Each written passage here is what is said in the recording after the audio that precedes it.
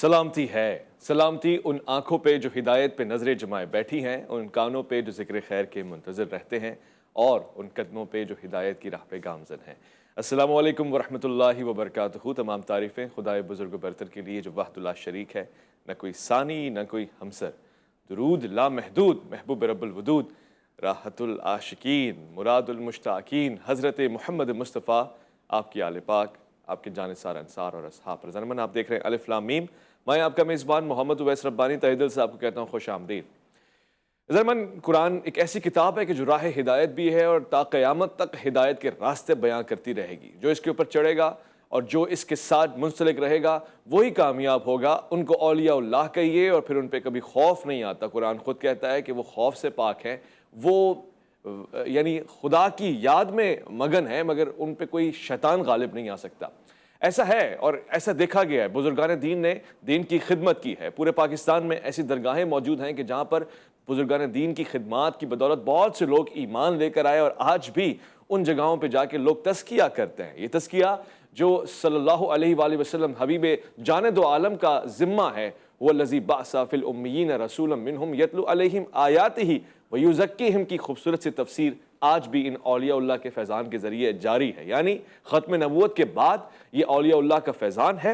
ہم پاکستان کی مختلف جگہوں کا ذکر آپ کے سامنے کرتے رہتے ہیں، مگر آج میں دو بڑے درباروں کا آپ کے سامنے ذکر کرنا چاہتا ہوں، اور ذکر کیا کروں گا، میں بالمشافہ ملاقات کروانا چاہتا ہوں اس انداز سے کہ میں بھی گاہے بگاہے کئی مرتبہ علم کی جستجو میں آپ کی بارگاہ میں تشریف یعنی حاضری دیتا رہا، اور مجھے کئی مرتبہ بہت کچھ سیکھنے کو ملا۔ قرآن کی گفتگو ہو، تفاسیر کی گفتگو ہو، قرآن کا زندہ پیغام ہو یا اولیاء اللہ کی شان ہو، یہ ہم آپ سے سنتے اور سیکھتے رہتے ہیں۔ میں آج کے اس پروگرام میں خوش آمدید کرنا چاہتا ہوں۔ آپ سجادہ نشین ہیں بری امام سرکار کے، اور گادی نشین ہیں دربار عالیہ رت حتر شریف کے، جناب سید حیدر علی گیلانی۔ السلام علیکم ورحمۃ اللہ۔ وعلیکم السلام ورحمۃ اللہ وبرکاتہ۔ شاہ صاحب، سب سے پہلے آپ کو خوش آمدید کہتے ہیں کراچی میں، اور آج جی ٹی وی کے اس خوبصورت سے سیٹ الف لام میم کے اوپر آپ آئے، یہ ہماری خوش قسمتی ہے۔ میں آپ سے جاننا چاہتا ہوں کہ اولیاء اللہ کی ضرورت کیا ہے؟ اگر ہم زندگانی سے نکال دیں اپنی، اور خاص طور سے مثلا پاکستان میں موجود اولیاء اللہ سے دور اندیشی کر لیں یا کنارہ کشی کر لیں، تو کیا ہمارا ایمان سلامت نہیں رہے گا؟ نحمدہ ونصلی ونسلم علی رسول الکریم، اما بعد فاعوذ باللہ من الشیطان الرجیم، بسم اللہ الرحمن الرحیم۔ قال تبارک وتعالی فی القرآن المجید، الا ان اولیاء اللہ لا خوف علیہم ولا هم یحزنون، صدق اللہ العظیم وصدق رسول النبی الکریم۔ ہمیں اوائل عمری سے ایک بات سکھائی جاتی ہے کہ ہم نے اللہ کی طرف لوٹ کر جانا ہے۔ ایک ڈے آف ججمنٹ کی نبید بھی سنائی جاتی ہے کہ قیامت کا دن برپا ہوگا، اور ہم اس ڈے آف ججمنٹ پہ اللہ کے حضور پیش ہوں گے اور اپنے اعمال کا حساب دیں گے۔ اب یہی جو اعمال کا حساب ہے، یہ ہمیں اچھائی کی طرف راغب بھی کرتا ہے اور برائی سے روکتا بھی ہے۔ تو اب یہ جو اللہ تعالیٰ نے ڈے آف ججمنٹ کا ایک ذائچہ کھینچ کے انبیاء کے ذریعے ہم تک پہنچایا، اس میں بتایا گیا کہ اس روز پہ ایک ہو کا عالم ہوگا، ہر شخص ڈرا اور سہما ہوگا، نفسا نفسی کا عالم ہوگا، ایک دوسرے کی پہچان نہیں ہوگی۔ اور جب یہ تمام نفسا نفسی کے عالم میں اللہ تعالیٰ نے خود ہی قرآن کریم میں ارشاد فرما دیا کہ کچھ ایسی ہستیاں موجود ہیں جن کو بروز محشر کچھ خوف نہیں ہوگا اور نہ ہی وہ غمگین ہوں گی۔ تو ان کا جو تعارف ہے وہ اللہ تعالیٰ نے اولیاء اللہ کے نام سے کرایا کہ یہ میرے ولی ہوں گے، میرے دوست ہوں گے۔ تو ان کا قد کاٹ، ان کی اہمیت، یہ تو اللہ تعالیٰ نے قرآن کریم کے ذریعے اجاگر کر دی۔ ہاں، یہ ضرور ایک سوال اٹھتا ہے کہ آیا ایک عام شخص اس قد اور مرتبے کو پہنچ سکتا ہے؟ کیا وہ اس ولایت کا حصہ بن سکتا ہے؟ تو اس کے لیے بھی ہمارے پاس جو حضور علیہ السلام کا طریق موجود ہے، جس کے مطابق آپ نے ہمیں دو چیزیں چھوڑ کے گئے، جیسا کہ ایک قرآن کریم اور دوسرا اپنی اطرت مبارک۔ تو آپ نے فرما دیا کہ آپ نے ان کا دامن پکڑنا ہے تو آپ فلاح پا جائیں گے، ادروائز گمراہی آپ کا مقدر بن جائے گی۔ تو اگر ہم پھر قرآن کریم سے ہی رجوع کریں گے یہ پتہ کرنے کے لیے کہ کوئی ایک عام شخص کیسے اس جو بروز محشر خوف ہوگا اس کو ایوائڈ کر سکتا ہے، اس سے کنارہ کشی اختیار کر سکتا ہے، یا اگر وہ یہ چاہتا ہے کہ میں بھی اس صف میں شامل ہو جاؤں کہ جہاں پر مجھے بھی خوف نہ ہو، اور یقیناً یہ آپ کی میری ہر بندے کی خواہش ہوگی کہ جب ہم اللہ کے حضور پیش ہو تو ہمیں بھی خوف نہ ہو. تو ہمارے لیے اس میں کیا ایسا کوئی راہ متعین ہے، کوئی ایسا پیٹرن ہے، کوئی ایسا شیڈیول دیا گیا ہے کہ ہم بھی وہ فالو کریں اور ہم بھی ولی اللہ کی صف میں شامل ہو جائیں، لسٹ میں آ جائیں؟ تو میں نے حضور الاسلام کے فرمان کے مطابق قرآن کریم سے رجوع کیا، تو مجھے وہاں پر چند آیات مبارکہ ایسی ملیں جہاں پر اللہ تعالیٰ نے کچھ لوگوں سے خوف کو اٹھا لیا، کہا کہ ان کو خوف نہیں ہوگا. اس میں ایک جگہ اللہ تعالیٰ ارشاد فرماتے ہیں کہ الذین ینفقون اموالہم باللیل والنہار سرا وعلانیۃ، کہ جو اللہ کی راہ میں اپنے مال سے خرچ کرتے ہیں، علل اعلان کریں، چھپ کر کریں، رات کو کریں، دن کو کریں، تو اللہ کے ہاں ان کا اجر یہ ہے کہ ان کو بھی بروز محشر کچھ خوف نہیں ہوگا. تو مجھے بڑی تسلی ہوئی کہ میں اس صف میں شامل ہو سکتا ہوں. اللہ تعالیٰ نے مجھے مال دیا ہے، میرے صاحب استطاعت ہوں، صاحب حیثیت ہوں، تو میں تو اس صف میں شامل ہو جاؤں گا، اپنا مال اللہ کی راہ میں خرچ کروں گا. لیکن پھر ایک تجسس ہوا کہ غریب آدمی کیا کرے گا، اس کے پاس مال بھی نہیں ہے، تو وہ کیا ان اولیاء اللہ کی صف میں شامل ہو سکتا ہے یا اس خوف سے مبرہ ہو سکتا ہے؟ تو پھر چونکہ قرآن کریم ہی ایک مشعل راہ ہے ہمارے لیے، تو میں نے دوبارہ قرآن کریم سے اس بارے میں رجوع کیا، تو وہاں پر ایک آیہ مبارکہ نے مجھے اس کا حل دے دیا، جس میں اللہ تعالیٰ ارشاد فرماتے ہیں قُلْ نَهْبِطُ مِنْهَا جَمِيعًا فَإِمَّا يَأْتِيَنَّكُم مِّنِّي هُدًى فَمَن تَبِعَ هُدَايَ فَلَا خَوْفٌ عَلَيْهِمْ وَلَا هُمْ يَحْزَنُونَ، کہ زمین پر اترو اور پھر میری طرف سے جو ہدایت تم تک پہنچے تم اس ہدایت پر عمل پیرا ہو جو تمہیں بروز محشر کچھ خوف نہیں ہوگا. سبحان اللہ. تو میں نے جب اس ہدایت کو دیکھنے کی کوشش کی کہ ہدایت ہمیں کہاں سے ملے گی، تو اس میرے تجسس نے، میری جستجو نے مجھے قرآن کریم کی راہ دکھائی جو حضور علیہ السلام ہم چھوڑ کر گئے.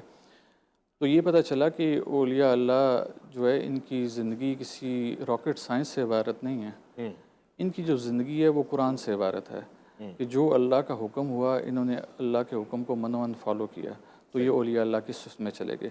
اور اللہ کو یہ عمل اتنا پسند ہے کہ اللہ تعالیٰ نے کہا کہ ان کو بروز محشر کچھ خوف نہیں ہوگا. سبحان اللہ، سبحان اللہ. اچھا، اس سے مراد کیا یہ لی جاتی ہے کہ اولیاء اللہ کو بھوک نہیں لگتی، پیاس نہیں لگتی، یا بھوک یا کھانے کے نہ ملنے کا خوف نہیں ہوگا، یا دھوپ میں جانے کے بعد جل جانے کا خوف نہیں ہوگا؟ یہ معنی کیا ہے عالم اسباب میں؟ دیکھیں، جب آپ خوف سے مبرہ ہو گئے، یعنی کہ اللہ نے فرمایا کہ غمگین نہیں ہوں گے، تو جب غمگین نہیں ہوں گے تو یہ دنیا کے لوازمات بھی ان کے ساتھ ہوں گے. لیکن آپ اگر اولیاء اللہ کی زندگیوں کو اٹھا کر دیکھیں، ان کا مطالعہ کریں، تو آپ کو معلوم ہوگا کہ وہ کبھی اس دنیاوی لغزشوں کے طالب رہے ہی نہیں. تو وہ تو علم کے طالب لوگ تھے، وہ تو اللہ کی جستجو میں نکلتے تھے، اللہ تک پہنچنے کے راستے اختیار کرتے تھے اور کوشش کرتے تھے کہ اللہ کی مخلوق کا رابطہ اللہ کے ساتھ جوڑ دیا جائے. تو ان کو جب اس چیز کی طلب دنیا میں نہیں تھی تو آخرت میں بھی ان کو ان چیزوں سے کوئی سروکار نہیں ہے. صحیح. ان کو جو چیز پانی تھی وہ انہوں نے دنیا میں بھی پا لی کہ وہ اللہ کے ولی بن گئے، لوگوں کے لیے مشعل راہ بن گئے، لوگوں کو ہدایت اللہ کی کھول کے بیان کی. جو آپ نے آیات مبارکہ پڑھیں کہ، اور میں جب بھی کسی میلاد کی محفل میں جاتا ہوں تو میں یہ آیات مبارکہ اس کا حصہ ضرور بناتا ہوں کہ دیکھیں اللہ تعالیٰ کہتے ہیں کہ لقد من اللہ علی المؤمنین، کہ میں نے مومنین پر احسان کیا. اور یہ احسان کو جب میں نے خود سے ایکسپلور کیا اس لفظ کو، تو پتہ چلا کہ اللہ کو سب سے ناپسندیدہ بھی یہی چیز ہے کہ جب آپ کسی پر احسان کریں اور پھر جتلا دیں، پھر اس کو جتلائیں. تو یہاں پر اللہ تعالیٰ مومنین پر احسان کر خود جتا رہے ہیں، لیکن پتہ یہ چلا کہ عام لوگوں کے لیے یہ بات اور ہے کہ وہ احسان کریں اور نہ جتلائیں. لیکن یہ اللہ نے اتنا بڑا احسان کر دیا حضور علیہ السلام کی صورت میں کہ اللہ تعالیٰ نے پھر اس کو جتلانا مناسب سمجھا. اور پھر اللہ دیکھیں کس خوبصورتی سے کہہ رہے ہیں کہ یہ احسان کیوں ہے. اللہ کہتے ہیں کہ میں نے تم میں سے رسول اٹھایا، تم میں سے، تم پر مبعوث کیا. اور یہ اس مقصد کے لیے تھا کہ یہ لوگ جو حضور علیہ السلام کے نور اور بشر کے چکر میں پڑے ہوئے ہیں، تو یہ اس لیے تھا کہ ہم میں سے رسول اٹھائیں تاکہ ہم اس کو ایلین نہ سمجھیں. صحیح. کہ کوئی اور مخلوق ہمارے درمیان ہے، لوگوں میں ایک ڈر پیدا ہوتا ہے. تو اللہ تعالیٰ نے انہی میں سے ایک رسول کو اٹھایا. اور پھر دیکھیں کیا پیاری بات کی کہ یتلو علیہم آیات ہی، وہ قرآن کی آیتیں کھول کر بیان کرتا ہے. صحیح. ویزکیم، اور لوگوں کو پاک کرتا ہے. وَيُعَلِّمُهُمُ الْكِتَابَ وَالْحِکْمَةَ، اور لوگوں کو کتاب اور حکمت کی بات سکھاتا ہے۔ اب حضور علیہ السلام نے اپنی زندگی میں جو 4 کام کیے تو اولیاء اللہ نے بھی وہی 4 کام کیے، تو اللہ تعالیٰ نے یہ صلہ دیا کہ آپ کو اس صف میں شامل کر دی جہاں پر خوف اور غم نہیں ہوگا۔ تو لہٰذا جن کو یہاں پر وہ خوف اور غم نہیں تھا، وہ آپ حضرت بر امام سرکار کی مثال لے لیں جی کہ آپ کے سامنے اشرفیوں سے برات حال پیش کیا گیا اچھا کہ آپ یہ اس کو لیں، قبول فرمائیں، تو آپ نے فرمایا کہ میرے پاس اس سے بھی زیادہ ہے، تو تم مجھے یہ کیا پیش کرتے ہو؟ تو وہ دل ہی دل میں مسکرایا، اس نے کہا کہ بیٹھے چٹائی پر ہیں اور کہہ رہے ہیں میرے پاس اس سے بھی زیادہ ہے۔ تو چونکہ اللہ کے ولی تھے جس ان کو بروز محشر خوف نہیں ہونا، تو دلوں کا حال تو کچھ وہ بھی جانتے تھے، تو وہ اس کے دل کا حال پڑھ گئے، تو آپ نے اپنی چٹائی کا کونا اٹھایا تو اس کو ایسا نظارہ ہوا کہ اس نے اپنی سلطنت چھوڑی، بادشاہ چھوڑی، اور وہ آپ کی خدمت میں وہاں پر رہ گیا۔ تو یہ جو اللہ کے ولی ہیں یہ دنیا کی لذتوں سے تو بہت دور ہوتے ہیں، ان کی طلب ہی نہیں ہوتی، تو لہٰذا ان کی جو مطمع نظر ہے وہ اللہ کی ذات ہے، خوشنودی خدا ہے اور اللہ کے دین کا ابلاغ ہے، تو یہ انہوں نے دنیا میں بھی کیا اور آخرت میں بھی وہ اسی چیز کے متمنی ہوں گے کہ ہمیں اللہ کا قرب حاصل ہو۔ سبحان اللہ، آخرت میں بھی اسی چیز کے متمنی ہوں گے کہ اللہ کا قرب حاصل ہو۔ خواتین حضرات، دلچسپ گفتگو جاری ہے، شان اولیاء پہ بات ہو رہی ہے، پھر حضرت بری امام سرکار رحمۃ اللہ علیہ کی بھی گفتگو آئی۔ یہاں پر سوالات بہت سارے ہیں، خاص طور سے ایک سوال پوچھوں گا مگر ایک مختصر سا وقفہ ہے، جب آپ لوٹ کر آئیں گے الف لام میم میں آپ کا انتظار رہے گا۔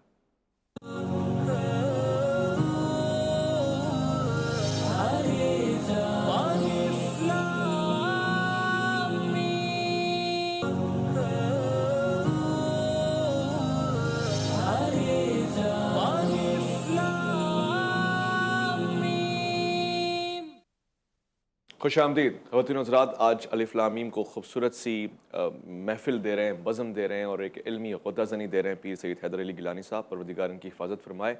میں نے سوال عظمت اولیاء کے حوالے سے پوچھا، میں نے مقام و مرتبہ اولیاء اللہ اور ان کے فیضان کے حوالے سے گفتگو کی ہے، مگر پیر صاحب میں یہ ضرور جاننا چاہتا ہوں کہ عمومی طور سے اس خوبصورت سے لبادے میں جس شخصیت کو ہم دیکھ رہے ہوتے ہیں وہ دین خدا کی یعنی معاونت کر رہے ہوتے ہیں اور پھر اس سلسلے میں لوگوں کے ساتھ اچھا رویہ رکھتے ہیں، بندگان خدا کی مدد فرماتے ہیں، معاونت فرماتے ہیں، مگر کیا ہر ولی اللہ کو کرامتیں حاصل ہوتی ہیں؟ کرامتوں سے مراد کیا ہوتا ہے؟ کہ وہ زمین آسمان ہلا سکتے ہیں یا وہ سونے چاندی کے انبار لگا سکتے ہیں؟ اصل میں کرامات ہوتی کیا ہیں؟ اس کا ایک کوئی اینگل نہیں ہے کہ اس کو بیان کیا جائے، ہر شخص اپنی بساط اور عقل کے مطابق اس کو لیتا ہے۔ کچھ لوگوں کا یہ ماننا ہے کہ اولیاء اللہ ہوں یا پیغمبر ہوں، ان کی جو قدرت ہوتی ہے یہ لمیٹڈ ہوتی ہے، یا ان کو جو کرامت ملتی ہے وہ لمیٹڈ ہوتی ہے۔ اب ہم اس قرآن کریم کی اس آیہ مبارکہ کی طرف جاتے ہیں جہاں پر اللہ تعالیٰ فرماتے ہیں کہ وَاللَّهُ يَخْتَصُّ بِرَحْمَتِهِ مَن يَشَاءُ وَاللَّهُ ذُو الْفَضْلِ الْعَظِيمِ، کہ اللہ جسے چاہے اپنی رحمت سے خاص کرتا ہے کیونکہ اللہ بڑے فضل والا ہے۔ تو جب اللہ تعالیٰ کسی کو اپنی رحمت سے خاص کرتے ہیں تو اس کو کرامت بھی ملتی ہے، اس سے فیضان بھی جاری ہوتا ہے اور وہی لوگوں کے لیے مشعل راہ بھی بن جاتا ہے۔ ہمارے پاس مثالیں موجود ہیں جہاں پر اولیاء اللہ نے ایسے ایسے لوگوں کو دائرہ اسلام میں داخل کیا کہ جو آج دین کی ابلاغ کا کام کریں۔ میں نے بغیر نام لیے اس واقعے کو بیان کروں گا۔ میں نے ایک مولانا کا بیان دیکھا تو انہوں نے ایک پیر صاحب تھے، ان سے دستار بندوائی اور وہ کافی کنٹروورشل ہو گئی کہ بھئی آپ نے ایسا کیوں کیا۔ تو ان کے جو اپنا ایک ان کا ایک سرکل تھا، انہوں نے ان کو سننا کم کر دیا کہ انہوں نے چونکہ ایسا معاملہ کیا تو یہ ایک اچھا عمل نہیں تھا۔ تو بعد میں میرے لیے بھی تجسس کی بات تھی کہ مولانا نے ایسا کیوں کیا، اپنی ساری زندگی وہ ایک ڈفرینٹ اس پہ چلتے رہے۔ تو بعد میں ان کا ایک کوئی کلپ میری نظروں سے گزرا تو انہوں نے بتایا کہ جنہوں دستار باندھی جی ان کے جو بزرگ تھے انہوں نے ان کے خاندان کو مسلمان کیا اور آج وہ مولانا دنیا جہان کو مسلمان کر رہے ہیں۔ تو یہ اولیاء اللہ جو ہیں، اللہ تعالیٰ نے ان کے ذمہ ایسی ایسی ڈیوٹیاں لگائیں، انہوں نے ایسے ایسے لوگوں کو مسلمان کیا کہ جن کا آج ہمارے اس معاشرے میں کنٹریبیوشن موجود ہے۔ اور اگر ہم ان مولانا کی اگزامپل ہیں، وہ اس ٹائم ایک بڑی ویورشپ رکھتے ہیں اور بڑے مستند عالم دین، بڑے سافٹ سپوکن اچھے لہجے میں بات کرنے والے کہلاتے ہیں. تو یہ سارا جو یہ ثمرات ہیں یہ اولیاء اللہ کے دیے ہوئے ہیں. حضرت بری امام سرکار جس علاقے میں موجود تھے وہ علاقہ چور پور کے نام سے جانا جاتا تھا. چور موجود تھے، رازن موجود تھے، جو کانوائز آپ کے افغانستان اس بیلٹ سے آتے تھے اور اس ایریا کو پاس کرتے تھے ان کو لوٹ لیا جاتا تھا. اچھا. تو جب حضرت بری امام سرکار یہاں پر آئے تو لوگوں میں یہ تجسس پائے تھے کہ آپ کو وہاں پر آنے کی ضرورت کیا تھی. تو یہ اللہ تعالیٰ کی طرف سے اپوائنٹمنٹس ہوتی ہیں کہ جہاں پر اللہ تعالیٰ محسوس کرتے ہیں کہ اب میرے ولی کی ضرورت ہے، اس کو بھیجا جائے. تو جب آپ اس علاقے میں آئے تو آپ نے اپنے نور سے اس کو پور سے نور پور بنا دیا.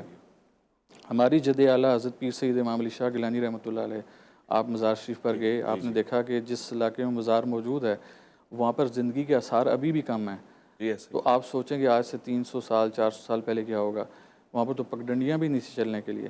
لیکن آپ مظفر آباد سے چلے اور اس علاقے میں آ کر آباد ہوئے اور اللہ تعالیٰ نے آپ کے ہاتھ پر ایسی کرامت جاری کی جو میں گوگل پانی کو میں نے آپ کے سامنے بیان کیا تھا، آپ نے اس کو ایکسپیرینس بھی کیا. تو آج بھی اس گوگل پانی سے لاکھوں لوگ فیض یاب ہو رہے ہیں. تو یہ بزرگوں کی کرامت ہے. ڈاکٹرز جس کو لاعلاج کر دیتے ہیں تو وہ خود راستہ بھی بتاتے ہیں کہ اب تم رتا ادھر شریف چلے جاؤ، اب تمہیں شفا وہاں سے ملے گی. تو اولیاء اللہ کے ہاتھ میں اللہ تعالیٰ نے بہت کچھ دیا، ان کو فیض بھی دیا، کرامت بھی دی. لیکن ہمیں بتانے کی ہمیں ضرورت ہے کہ یہ جو فیض اور کرامت ہے یہ ہر انسان کی عقل میں نہیں آ سکتی. اچھا، سب نہیں سمجھ سکتے. سب نہیں سمجھ سکتے. اس کے لیے ایک تو آپ کی عقل کا وہ لیول ہونا چاہیے، آپ کے پاس کچھ علم موجود ہونا چاہیے، پھر آپ کے پاس جستجو ہونی چاہیے. اور پھر سب سے جو پرائمری چیز ہے وہی کہ آپ کے پاس قرآن کا علم ہونا چاہیے. اگر آپ کے پاس قرآن کا علم ہوگا تو پھر آپ اولیاء اللہ کی نفی نہیں کر پائیں گے. اور اگر آپ اس کی نفی کریں گے تو اس کا مطلب ہے کہ آپ تو کفر کے مرتکب ہو رہے ہیں. قرآن کی کسی بھی آیت کا رد وہ کفر کے زمرے میں لے کے جاتا ہے. ہمارے یہاں پر ایک رواج بن گیا کہ فلاں کا عقیدہ چونکہ وہ فلاں طبقے سے مسلک سے تعلق رکھتا ہے تو لہٰذا وہ کافر ہے. جبکہ قرآن جو کفر ہے اس کو جب بیان کرتا ہے تو وہ کہتا ہے جس نے اللہ کی آیتوں کا رد کیا اس نے کفر کیا. تو اب اگر اولیاء اللہ کے حوالے سے ہم نفی کرنے پر آئیں گے اور ہم کہیں گے یہ تو اولیاء اللہ کچھ ہوتے ہی نہیں ہیں تو پھر بھی ہم کفر کے مرتکب ہو رہے ہیں. لیکن کچھ لوگ تعلیم ضرور حاصل کر رہے ہیں. تعلیم سے مراد یہ انہیں کتابوں میں غوطہ زنی بھی بہت کی، وہاں سے انہوں نے بہت سی احادیث اٹھائیں، ایک مکمل ریسرچ کی انہوں نے. جہاں تک ان کی ریسرچ کی بات ہے میں 100% قائل ہوں کہ ایسی ریسرچ پہلے نہیں دیکھی گئی کہ آپ ادھر بات کر رہے ہیں اور ڈسپلے کے اوپر حدیث بھی چلنا شروع ہو جائیں. یہ ریسرچز پہلے نہیں ہوئیں. بہت سی چیزیں سامنے لے کر آئے، لیکن تعلیم اور علم میں تھوڑا سا فرق ہوتا ہے. جہاں پر تعلیم ختم ہوتی ہے وہاں سے علم کی حد شروع ہوتی ہے، اور یہ اللہ تعالیٰ کی عطا ہوتی ہے. اس کے لیے آپ کو کسی مدرسے نہیں جانا پڑتا، آپ کو در در گھومنا نہیں پڑتا. اللہ کی عطا کسی جنگل میں بیٹھے ہوئے کسی درخت کے نیچے بھی اللہ کی عطا ہو سکتی ہے. تو یہ اولیاء اللہ کو اللہ کی طرف سے جو وصف عطا ہوا، جو علم عطا ہوا، وہ اصل میں علم کہلاتا ہے. دیگر جو ہم اپنی جستجو سے حاصل کرتے ہیں وہ تعلیم کے زمرے میں آتا ہے. خوبصورت ہو گیا. یعنی یہ سب کچھ ہم کسب کرتے ہیں اور وہ اللہ تعالیٰ کی طرف سے عطا ہی ہوتا ہے. شاہ صاحب ایک سوال پوچھنے کا بڑا دل کرتا ہے اور آپ کی محبت، شفقت، سادگی اور عمدگی کو دیکھ کے میں یہ جسارت کر رہا ہوں. آج کے زمانے میں بھی سمجھ لیں کہ ملک کا شاید ہی کوئی ایسا خطہ ہے جو چور پور نہ ہو، یعنی اب چور سر عام ہے. تو آج کے زمانے میں اگر بری امام سرکار رحمۃ اللہ علیہ موجود ہوتے تو سب سے پہلا کام کیا کرتے؟ کیسے اس کا نفی کرتے، مقابلہ کیسے کرتے؟ جو حسن زن اولیاء اللہ کے پاس تھا وہ ہم لوگوں کے پاس نہیں ہے. شاید اسی لیے ہم آج کسی چور پور کو نور پور نہیں کر پا رہے. ان لوگوں کا ایک طریقہ کار تھا، وہ جب کسی چور کو راہ راست پہ لانا ہوتا تھا تو وہ اس کی تذلیل نہیں کیا کرتے تھے، اس کے اشتہار نہیں لگواتے تھے، بلکہ اس کی اصلاح کا ایک طریقہ کار متعین کرتے تھے.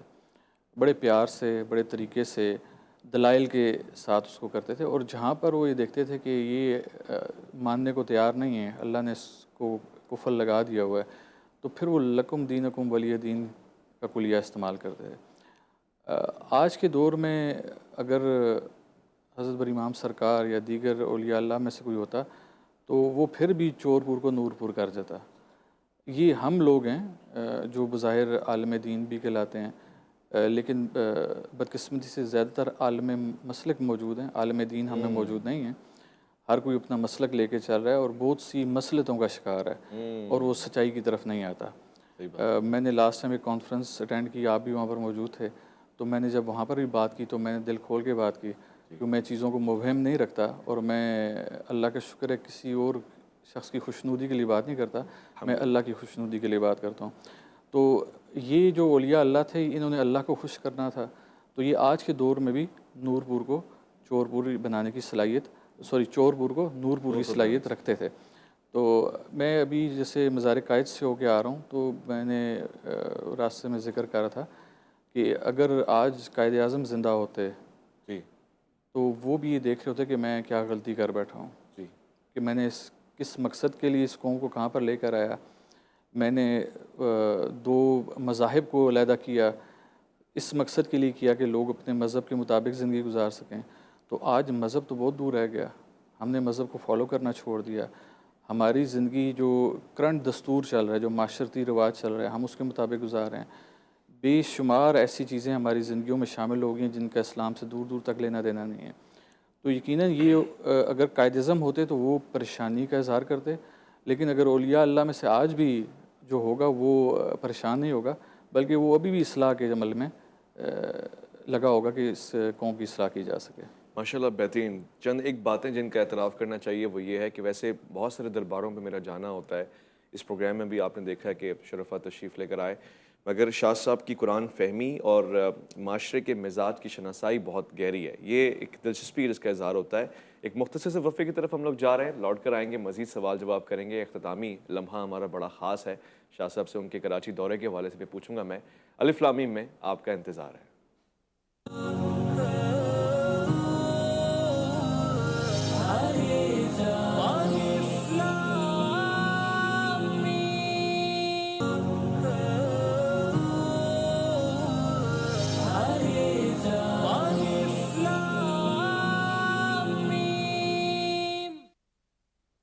خوش آمدید. الف لام میم میں گفتگو جاری ہے. آپ نے دیکھا پچھلا پروگرام بھی ہمارا، ہمیں یہ شرف حاصل رہا کہ ہم خود شاہ صاحب کے پاس گئے اور وہاں اس خوبصورت سے پس منظر میں ہم نے گفتگو کی. دونوں درباروں کا ہم نے دورہ بھی کیا، وہاں پہ ہم نے چشمہ بھی دیکھا، پانی بھی دیکھا، اور ساتھ ساتھ وہ خوبصورت سے نظارے بھی ہماری آنکھوں کے سامنے ابھی بھی ذکر کر رہا ہوں تو آ رہے ہیں.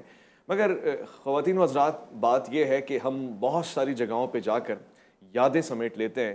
مستقبل کے لیے ایک پیغام اور ایک ایسا عمل یعنی کال آف ایکشن کہ جس کی آج بھی اشر ضروری ہے، وہ میں آپ کے سامنے ضرور رکھنا چاہوں گا. سب سے پہلے شاہ صاحب، آپ کراچی آئے، بڑا سفر آپ نے کیا، اور میں جانتا ہوں کہ یہ آپ کے خانوادے کا خاصہ ہے کہ تبلیغ دین کے لیے آپ دور دراز علاقوں میں بھی جاتے ہیں، دیگر لوگوں کے پاس بھی ملتے ہیں. آپ نے اس سفر کو کیسا پایا؟ کیا چیز ہے جو حاصل ہوئی؟ کیا چیز ہے جو لوگوں تک گئی ہے؟ میں اس نگری سے ایک مقصد لے کر چلا، اور وہ خالصتاً چونکہ اولیاء اللہ سے منسوب تھا کہ جو یہ بزرگ ہستیاں گزری مختلف علاقوں میں، انہیں جا کے بسیرا کیا، تو وہاں پر انہوں نے ایسا کیا کہ آج لوگ وہاں پر پھولوں کی چادریں بھی چڑھا رہے ہیں، اور وہاں پر لنگر کا ایک نظام بھی جاری و ساری ہے، اور ایک گہما گہمی کا عالم ہے. تو مجھے شرف حاصل ہوا کہ میں نے اپنی جد اعلیٰ حضرت عبداللہ شاہ صحابی رحمۃ اللہ علیہ آپ کے مزار اقدس پر حاضری دی، اور میں نے اس ٹھٹھا کے علاقے کو دیکھا، اور پھر میں نے اس ولی کے مزار پر انوار کو دیکھا، تو پتہ ہی چلا کہ واقعی اس شخصیت نے کوئی ایسا کام ضرور کیا ہے کہ آج بھی لوگ اس کے اتنے دل دادا ہیں کہ اس جیسے علاقے میں جہاں پر آپ کو درخت بہت کم پائے جاتے ہیں اور ایک گرد آلود ماحول ہے، لیکن اس تمام کے باوجود بھی لوگ جوگ در جوگ ان کی قبر مبارک پر جا رہے ہیں اور ان کے فیوز و برکات سے مستفید ہو رہے ہیں. اور پھر وہ میں نے ابھی میجورٹی کو دیکھا کہ وہ وہاں پر جاتے ہیں تو وہ وہاں پر سوالات کرتے ہیں اور پوچھتے ہیں کہ انہوں نے ایسا کیا کیا کہ معاملات یہاں تک پہنچے. ہم خود گئے تو ہمارے پاس علم تو موجود تھا اپنے جد اعلیٰ کی حیثیت سے کہ ہماری جد امجد میں سے ہیں، لیکن پھر بھی میں نے وہاں کے جو لوکل لوگ تھے جو نظام النسق میں شامل ہیں، ہم نے ان سے انفارمیشن لی کہ انہوں نے کیا کمال یہاں پر کیا. تو پھر انہوں نے ہمیں ان کے ارد گرد موجود تمام چیزیں دکھائیں، جہاں پر بادشاہوں کے وزیر خزانہ کے آفسز تھے، دیگر معاملات تھے. جی. تو انہوں نے بتایا کہ یہ جو تمام لوگ ہیں ان کو اسلامی اصولوں کے مطابق چلانے والے یہ اللہ کے ولی ہیں۔ یہ بادشاہ ضرور تھے، ان کے پاس دیگر ساز و سامان سب موجود تھا، لیکن جو دین کی راہ اور دین کا جو پیٹرن سکھایا ان لوگوں کو، وہ اس اللہ کے ولی نے سکھایا۔ پھر ہم وہاں سے ہمارا 7 شریف جانے کا اللہ تعالیٰ نے ہمیں اعزاز بخشا، تو ہم وہاں پر بھی جا کے دیکھا تو ایک اللہ کا ولی بیٹھا ہوا ہے، دیگر علاقہ ابھی بھی ایک عجیب سا عالم پیش کر رہا ہے، لیکن جب اس علاقے میں داخل ہوتے ہیں تو آپ کو ایک خاص قسم کی ایک فیلنگ ہوتی ہے کہ ہاں میں اب کسی اللہ کے ولی کے در کے اوپر آ گیا ہوں۔ اور جب میں نے ان کے بارے میں انفارمیشن کلیکٹ کی تو پتہ یہ چلا کہ اس خطے میں جو اسلام کا بول بالا ہے وہ آپ کی وجہ سے ہوا۔ تو یہ جس خطے میں بھی گئے، ہمارا جو مقصد تھا کہ ہم ان اولیاء اللہ کو جا کے ایکسپلور کریں، اور میں اپنی ٹیم کے ہمراہ آیا، ان کو بھی کچھ انفارمیشن کلیکٹ کر کے دی، اور انشاءاللہ اب کوشش ہوگی کہ ہم اس کو جیسے آپ نے ہمیں موقع دیا اسی طرح اپنے سوشل میڈیا کے اوپر بھی اس کو ہم اس کو ایکسپلین کریں گے تاکہ لوگوں کو بھی یہ حاصل ہو بہت اس بارے میں۔ ضروری ہے۔ تو الحمدللہ بڑا خوبصورت دورہ تھا۔ جو سنا تھا یہاں کے بارے میں ہم نے اس سے اکثر مختلف پایا، اور الحمدللہ بڑا علمی اور روحانی دورہ تھا۔ اچھی یادیں لے کے انشاءاللہ واپس جا رہے ہیں، اور آخری ہماری یاد آپ کے ساتھ ہے، تو اس نے مزید 4 چاند لگا دی اس کو۔ جی، مجھے اس میں یہ فائدہ ہوا کہ آپ کے پورے سفر کا بھی یہ خلاصہ مجھے ملا، اور آپ ہمیشہ شفقت فرماتے ہیں، چاہے اسلام آباد ہو یا پھر دیگر معاملات میں۔ شاہ صاحب، یہ میں آپ سے ضرور جاننا چاہوں گا کہ ایک عام آدمی یا پھر اب یونیورسٹی کے طالب علم کی بات کرتے ہیں، وہ پڑھا لکھا آدمی درباروں میں جائے تو کیا تمنا رکھ کے جائے؟ یعنی صرف اس لیے جائے کہ میری کوئی مراد پوری ہو جائے، یا اس کا کوئی اور مشن بھی ہونا چاہیے؟ رشتہ نہ ٹوٹے مگر بڑا عزم کیا ہونا چاہیے ایسی جگہوں پہ جانے کا؟ دیکھیں، جو سب سے بڑی میں سمجھتا ہوں کہ کسی بھی آج کے اسٹوڈنٹ کے لیے یا نوجوان نسل کے لیے جو رغبت ہونی چاہیے ٹورڈز مزارات اولیاء اللہ، وہ یہ ہونا چاہیے کہ وہ جا کے وہاں پر جاننے کی کوشش کریں کہ آخر یہ کیا کر گئے ایسا کہ آج ان کو یہ مقام ملا۔ صحیح۔ اور یہ آج مقام نہیں مل رہا، یہ تو آج لوگ دے رہے ہیں۔ اللہ نے قرآن کے ذریعے ان کو بہت بڑا مقام عطا کر دیا، تو یہ ہر شخص کی جستجو ہونی چاہیے، خواہ وہ طالب علمی کے اس میں آتا ہو، دائرے میں آتا ہو، یا وہ ایک اس سے ہٹ کر ہو، کہ وہ جا کر دیکھے، ان کے بارے میں انفارمیشن حاصل کرے کہ انہوں نے جو سائنس استعمال کی وہ سائنس کیا تھی کہ وہ اللہ کے اتنے قریب ہو گئے۔ تو اگر وہ اس سائنس کی جستجو میں جائیں گے تو پھر ان کی جو رغبت ہے وہ قرآن کریم کی طرف جائے گی، اس کو وہ مدلل طریقے سے بیان کرنے کے لیے لوگوں کے سامنے کچھ نہ کچھ تو سامنے لے کے آئیں گے، تو ان کے لیے پاس اور کوئی چیز نہیں ہوگی ماسوائے قرآن کریم کے۔ جب قرآن کریم راستے میں آ جائے گا تو پھر وہ خود سے بتائے گا کہ اولیاء اللہ کیا تھے اور انہوں نے کیا کیا۔ تو اب جب وہ ان کا کیا سامنے آئے گا تو اس بچے میں یہ جستجو پیدا ہوگی کہ میں بھی ایسا کام کروں، صحیح۔ دنیا میں تو میں جیسا ہوں لیکن میں جاتے جاتے ایسا کام کر جاؤں کہ بروز محشر مجھے بھی کچھ خوف نہ ہو۔ صحیح۔ ایک جو لالچ ہمارے اس میں ذہنوں میں، ہمارے دلوں میں شروع سے ڈال دی جاتی ہے کہ جنت کا حصول ہے، ہم نے جنت کو حاصل کرنا ہے، اور میرے جیسے بہت سے لوگ آلموسٹ تقریباً سب لوگ ہی اس جنت کے حصول کے لیے کام کر رہے ہوتے ہیں۔ اگر میں دین کے ابلاغ کو ضروری سمجھتا ہوں تو یہ اسی لیے سمجھتا ہوں کہ مجھے آخرت میں جا کے جنت کا حصول کرنا ہے۔ ایک چیز ہمارے پاس آ گئی تو اس جنت کے حصول کا کوئی طریقہ کار بھی تو ہونا چاہیے صحیح ہے۔ کہ کیسے اس کو حاصل کیا جائے گا، تو وہ طریقہ کار ان کو انہی مزارات پہ جا کر وہاں سے جو سبق حاصل کریں اس سے ملے گا، اور سبق آپ کو سیدھا سیدھا قرآن کریم کی طرف لے کے جائے گا، اور دنیاوی کسی کتاب سے وہ آپ کو دور کر دے گا۔ ایک آخری چھوٹا سا سوال ہے، اس کے بعد پروگرام ظاہر اختتام پذیر ہے۔ میں نے بہت سارے لوگوں سے گفتگو کی ہے، خاص طور سے مشائخ، اور پھر اس کے علاوہ جو سجادہ نشین ہے یا پھر گادی نشین ہے، مگر آپ کی دلچسپ بات یہ کہ قرآن فہمی آپ کا خاصہ ہے، قرآن میں غوطہ زنی نہ بھی کرتے تو آپ کہیں نہ کہیں کہ گادی نشین اور کہیں نہ کہیں کہ سجادہ نشین ہوتے۔ اس کی کیا وجہ ہے، کیا ضرورت ہے؟ یعنی اس سے کچھ ملتا ہے، حاصل ہوتا ہے تاکہ ایک پیغام چلا جائے؟ پہلی چیز تو یہ کہ کوئی بھی گدی نشین اور سجادہ نشین اس وقت تک اپنے ساتھ یہ لوازمات لگانے کا حقدار ہے ہی نہیں جب تک اسے قرآن کا علم نہیں ہے۔ سبحان اللہ۔ اگر وہ قرآن کے علم سے آ رہی ہے تو اس کا مطلب وہ کسی بزرگ یا کسی ولی کا سجادہ نشین نہیں ہو سکتا۔ صحیح۔ اگر ایسے لوگ معاشرے میں موجود ہیں تو وہ ایک جسے ہم کہتے ہیں نا کہ بلیک سپاٹ ہیں، اور یہ وہ بلیک سپاٹ انہیں دیگر مزارات اولیاء اللہ پہ بھی لگا دیا۔ اب جب وہ یہ لوگ قرآن کے علم سے عاری ہو کر جب وہ ایک عام دنیاوی لفظوں کے لیے وہاں پر مزارات پر بیٹھتے ہیں اور ان کا مقصد صرف اور ہوتا ہے کہ ہم ایک دنیا میں نام پیدا کر لیں، ہمارے پاس کوئی مال متاع آ جائے، یا لوگوں کو ہم کسی طریقے سے وہ کہتے ہیں ان کے اوپر اپنا غلبہ کر لیں، صحیح. تو اگر یہ مقصد ہے تو وہ گدی نشین نہیں ہے، وہ سجادہ نشین نہیں ہے. سجادہ نشین یا گدی نشین کا مقصد یہ ہوتا ہے کہ انہی بزرگوں کی تعلیمات کو آگے لے کر آئیں ٹھیک ہے. جو انہیں تعلیمات دیں. تو اگر وہ بزرگوں کی تعلیمات سے آ رہی ہے تو وہ گدی نشین کہلانے کا حقدار نہیں، پورا ہی نہیں ہے، کامل ہی پورا نہیں. بہت بہت شکریہ شاہ صاحب آپ کا، آپ کی تشریف آوری کا، خصوصی طور پہ کراچی آمد کا، اور پھر ہمارے اس ٹی وی کے الف لام میم کے سیٹ کو آپ نے رونقیں بخش کی. میں چاہوں گا آپ تمام لوگ چاہنے والے دیکھنے والے شاہ صاحب کی عمر کے لیے، عمر بالخیر کے لیے دعا گو رہیں، اور یہی صحت و سلامتی کا عمل رہے، ان سے پروردگار اور کام لے. یہ سلسلہ ملاقاتوں کا جاری و ساری رہے گا. الف لام میم کا خاصہ بھی یہی ہے کہ ہم شان اولیاء بیان کرتے ہیں، اور پھر ویلڈ پوائنٹس کے ساتھ، تاکہ وہ لوگ جو فقط سامع ہیں، ناظر ہیں، وہ پریکٹیکل لائف میں بھی اس کو اسیس کر سکیں. اپنا خیال رکھیں گے، آپ اپنے سے بڑھ کے خیال رکھیں گے ملک پاکستان کا، اللہ کے فرمان کا. ویس ربانی کو دیجیے گا اجازت. اللہ کی امان.